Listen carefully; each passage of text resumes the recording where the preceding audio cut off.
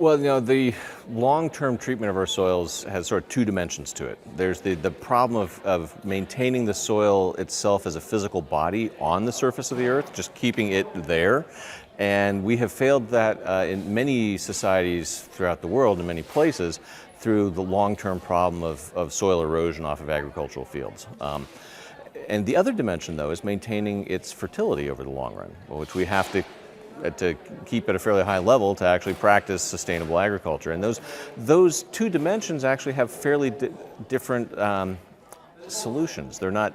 We need to get solutions to both of them lined up to maintain both the presence and existence of soil and its fertility over the long run. So we have this challenge of needing to be able to actually cut erosion down to close to background levels, but also get the nutrient cycling that will maintain the fertility of the soil and get those both working together.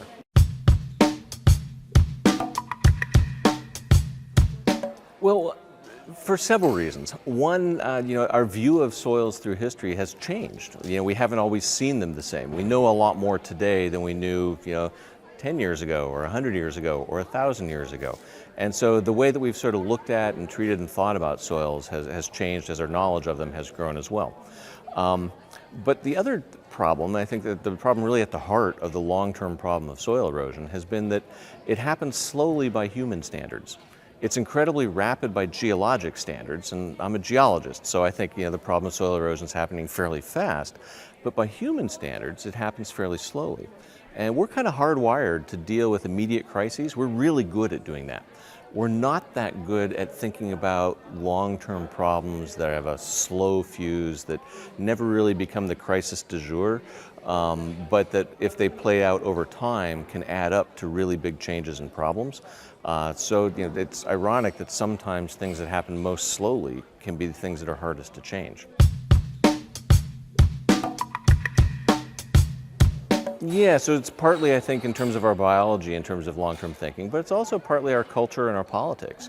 Our politics are not wired to deal with long-term problems. They deal with the very immediate problems.